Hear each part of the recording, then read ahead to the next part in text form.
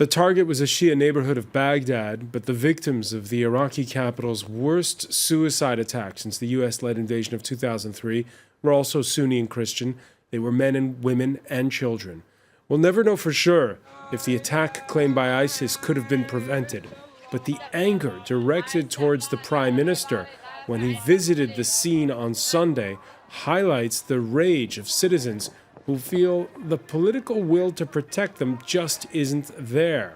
Case in point, it took the killing of more than 200 for authorities to finally ban explosive detectors, which we knew for a long while had turned out to be phonies. What accountability for Iraq's leaders? How to get them to truly all band together in the fight against an Islamic State organization whose rise can be in part traced to the ostracizing of Sunnis after the fall of Saddam Hussein. Today in the France-WENTE debate, we're looking at grief and anger in Baghdad. With us, her previous postings included Baghdad. New York Times Paris bureau chief Elisa Rubin, welcome back to the show.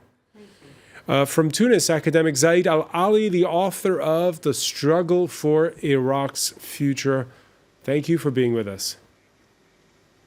Thanks for having me. From Abu Dhabi, Faisal Al-Yafai, chief columnist for The National. Always a pleasure, Faisal. Thank you. The France-WENTE debate, where you can join the conversation on Facebook and Twitter. Our hashtag F24debate. Istanbul Airport, the capital of Bangladesh, Dhaka. It's been a bloody final week of Ramadan, particularly grisly, though, the attack that took place Saturday overnight in the central Karada neighborhood of Baghdad. Luke Shrego has more.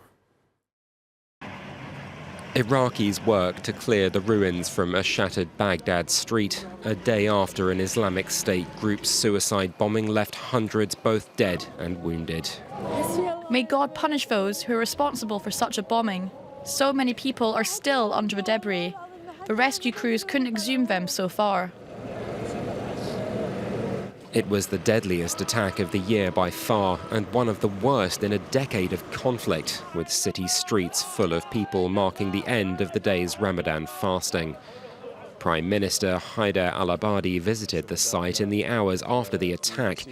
He announced moves to improve security, including upgrades to equipment and increased scanning and intelligence, but the furious crowd was having none of it. I swear to God, this government's a failure. All the departments of this government are failures. They're the ones who brought terrorism here. Some of them are complicit with those who did this. There's been a recent uptick in such attacks on the population from the Islamic State group, linked by both Iraqi and foreign officials to the extremists' losses on the battlefield over the past year. All right, before we talk about the anger expressed by the woman in that report, Elisa Rubin, Karada, a neighborhood in the heart of Baghdad near the protected green zone, where the bombs went off on a nearly daily basis after the fall of Saddam Hussein. It's always been a rather targeted neighborhood. It is Shia to some extent, but it's also the home of many Sunnis. Certainly many Sunni merchants are there, and it's always been a Christian a place where Christians felt safe and where a lot of Christians lived. There are some Christian churches still in the area. It's also where we have the New York Times bureau is not that far away. So it's a place I certainly am very familiar with, and it has often been a target because it's a place where people are all on the street. So it makes for a destination for suicide bombers, not unlike Sadr City or some of the other areas with large street markets. Yeah, we heard the Iraqi ambassador to France, and I'll put it to you, Zaid Al-Ali. He was talking about the fact that this was a place people were going to Saturday night to Sunday, A, because of Ramadan, B, because it's the end of the school year, and C, because people had come out to watch the football. It's tragic to see so many children among the victims. Yeah, absolutely, and that's one of the reasons why the Islamic State targets this type of areas, to maximize the number of victims, to maximize the amount of pain, and also to maximize the amount of suffering. But one of the other reasons why they target this area is because they know that it's a soft target, and because the government doesn't do anywhere near an adequate job of keeping people safe. The continual use of the fake bomb detectors that you referred to earlier sends a very strong signal to the Islamic State and to its members that Baghdad does not take security seriously, that they don't take the security of its ordinary citizens, people, children, young people going out on a Saturday night just to have fun or to relax or to forget their ordinary troubles. The government does not take those people's security seriously for a very obvious reason, because Iraqi politicians do not live in Karada, they don't frequent it very often, and their family members often live abroad. So, they find it very difficult to care about what happens in those areas, as can be seen by the fact that those bomb detectors have been used now for years after it was known that they were fraudulent. Let's talk about those bomb detectors. The British businessman who sold them went to jail back in 2013 for peddling what turned out to be useless devices modeled on golf ball finders. James McCormick believed to have sold some 6,000 fake detectors for as much as £27,000 each, according to the Daily Telegraph. The UN among his customers. Zaid al-Ali, 2013 he went to jail. Why did they still have them? Why do they still have them? Well, for different reasons, right? So, first of all, to properly answer that question, one would have to read the minds of senior Iraqi politicians, including the former Prime Minister. So I can't tell you exactly why they still have them, but I can speculate. So a few months after Jim McCormick was sent to prison in England, where he was given the maximum penalty for fraud, which is 10 years, there was a terrible day in Baghdad where, incidentally, Karada was also targeted and more than 100 people were killed. And on that day where all these explosions took place, the Prime Minister, the former Prime Minister, Nouri al-Maliki, gave a press conference in which he was asked about these bomb detectors. The first journalist to bring a question to the Prime Minister said, well, you keep talking about security, you keep talking about how the government has everything under control, and yet you still use these fraudulent bomb detectors that everyone knows is fraudulent. How can you justify this? And the Prime Minister came out in front of everyone, the former Prime Minister, and invented this story about how the reason why Jim McCormick was sent to jail was because they were overpriced, that the devices were overpriced, and in fact the devices worked 40% of the time, which was out and out completely untrue. So why did the Prime Minister make that up? I don't know. Either there's an expression in Iraq, they say he either doesn't know, in which case that's very problematic, or if he did know, then it's even more problematic. So which of those two options is true, I don't know, but in any event, it's very, very bad. Now, and the separate question is, why did Al-Abadi not withdraw them? And that speaks to many issues. One is that he doesn't properly control the security forces. Second, because he doesn't want to implicate his party colleagues, because him and Nouri al-Maliki are in the same political party, and doesn't want to implicate him necessarily in incompetence or corruption, etc., etc. And thirdly, because, once again, because he doesn't feel directly involved, because him and his family members never frequent these areas. They all live either in the Green Zone or in London. So, they don't really feel that it's their problem. That's at least my interpretation. They would say differently if they were here, of course. Let's bring in Abbas Qadim of the Institute of Shia Studies, who joins us from Alexandria, Virginia, just outside of Washington. Do you agree with what Zaid al-Ali just said about why these fake detectors were still kept until today? Thank you for having me. In addition to being the president of the Institute of Shia Studies, I'm also a senior foreign policy fellow at Johns Hopkins, the Foreign Policy Institute at Johns Hopkins University. Why they were used in the first place? Again, there is, as Zaid said, it's a lot of corruption involved, and that's what it is. It's criminal negligence by the government officials who brought them. Why they are still used? It's the same reason. Corruption. Not using them will bring the questions, why did they use them in the first place? So it's pretty much, it's summed up in 3 words, corruption, or 4 words, corruption and cover-up. At the outset of our show, we heard a report in which one resident of a building that caught fire because of the explosion in Baghdad said that the government is a failure. All the departments of the government are a failure. They're the ones who brought terrorism here. Some of them are complicit. She's saying they're complicit. Does she have a point in the fact that security wasn't beefed up? Well, let's remember that everywhere in the world, when there is a government failure, people come out and blame the government for everything. They even blame them for, more than just negligence and failure. So that's a natural phenomenon, natural reaction. But in the case of Iraq, definitely the government is not doing what it is supposed to do. A lot of the government failure is because of the nature of the structure of the Iraqi government. Let's face it, that Iraqi government is a consociation of many groups. Many people in government with high positions are one foot in the government and another foot in with the terrorists. That's the truth, and it's well known. So that's another part. Security was not beefed up again because Baghdad is full of holes. I mean, you talk about clearing Fallujah and taking Fallujah back from the terrorists, which is a great thing. We all celebrate it. But let's remember that there are certain areas in Baghdad that are more nasty or nastier than Fallujah in terms of being incubators of terrorist sympathizers and terrorists, to be frank.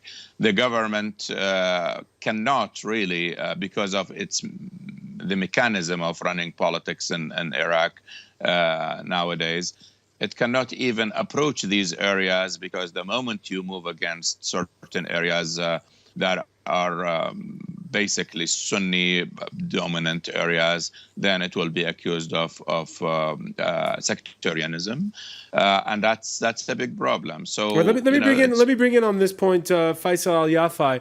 Faisal, you heard the argument there that yes, there is corruption, but to a certain degree, the way Iraq is set up, the government's hands are partially tied. Well, partially tied might be overstating or understating the degree of government involvement. As Lisa Rubin put it at the very beginning, this is not really an attack on a Shia neighborhood, even though it is sometimes called that in the media. This was an attack on Iraqis. This was an attack on ordinary civilians going about their daily life. And when you pass the anger, when you pass the comments of people who were there on the scene, people who suffered from the bombings, you note that what the anger is directed at is not merely the government, but the fact that they don't feel that the government is listening to their concerns. And this goes to the point that Zaid is making, and has actually, I mean, I remember listening to Zaid make the points about these Gulf detector, these Gulf finder bomb detectors perhaps a year and a half ago. He's been talking about it for a very long time, doing excellent reporting on it, and nobody in the government is listening. And the reason they are not listening is because what difference does it make from their perspective? As Abbas points out, Iraq, and Baghdad in particular, is split between lots of different areas. And if you are in one particular area, or you're in a different particular area where the government does not exist, it doesn't make much sense to say, well, there are security checkpoints, well, the green zone is fortified. It has to be an entirety of fortification across the city, across the capital. It cannot simply be that some parts are fortified and others are not. Now, the people on the ground know this very well, and that is why you see the anger directed at the politicians, because they realize that as long as it doesn't affect the green zone, as long as it doesn't affect the people who are making the laws, nothing is a problem for the politicians. Lisa Rubin, it'd be unrealistic to expect with a magic wand the government to stop all ISIS attacks throughout the country in one fell swoop. But there is the sense, listening to this conversation, that it wouldn't take much for at least the government to appear to be more implicated than it's been. Well, I think the government is right now probably at its weakest it's been weak for a long time. It's been filled with troubles for a long time. But Mr. Abadi has had great difficulty managing even to put together his cabinet. It's very hard to direct the Interior Ministry, for instance, to change what it's using to detect bombs in Baghdad if you don't really have control, as one of the people said, of the Interior Ministry. So I think it is true that the government should be able to do better, but overall, Iraq has had a crisis of leadership. And that if you look, whether you look at the Shia community or the Sunni community, There are many subdivisions of it. They're in competition. There's the feeling that if one gets the upper hand, the other one will lose. And that makes it very difficult for anyone to bring it together. Saddam did it for a while at a tremendous price that nobody thought was acceptable. The problem was that once he was gone, then everyone wanted to be sure they got the biggest share, and that rather than looking at sort of the big picture for Iraq. Now, but all that said, there's no question that ordinary people, as one person said, these are soft targets, and they have never been accorded the kind of concern and care that lots of wealthier people are able to manage to afford. Zaid Al-Ali, is there any way for the government to quickly at least show that it's more implicated than it's been? I mean, there are lots of ways there are lots of things and initiatives that the government could take to give the impression that it's improving security, and also to actually bring about some moderate improvements to security. So one would, of course, to immediately withdraw the bomb detectors. Now, of course, the Prime Minister has said that he will withdraw them. We're waiting to see whether or not that order will actually be applied now. And also, there's plans apparently that have been on the books now for a while to use more sniffer dogs and to beef up security at the entry points to Baghdad and so on and so forth. Another initiative that they could start using right away is to stop torturing all the detainees that are brought into Iraqi prisons, which is something that happens as a matter of course in all Iraqi detention centers, regardless of the race or religion of the person who's arrested. Those are things that could be done immediately. However, even if those things are done, I have very, very little confidence that will lead to an improvement in the long term, or a sustainable improvement to Iraq's political arrangements or to the Iraqi state's foundations. And do you take Faisal Al-Yafai and Abbas Kadim's point that the Prime Minister's power is very, very limited? Yeah, there's no question that it's limited, and for the reasons that Abbas and others have pointed out already. Now, what would need to happen in order for that to change is, the different options are something that people have been floating for a while, which is coup d'etat, which is completely unacceptable and out of the question. A revolution is completely unacceptable and unlikely to take place either. The only other option that exists at this stage is to replace the political class through some type of democratic initiative, which would be new elections. But if you were to organize new elections on the basis of the same laws, then you'll get the same result. So in order to get a different political class, better quality political class, better quality politicians who care more about the lives of ordinary people, you would need to change the electoral law. And the only people that can do that is the current political class. So basically you can see that there's a huge dilemma about the various options that we have before us as Iraqis. All right, we're going to pick up on those points when we come back. Stay with us. You're watching the France 24 debate.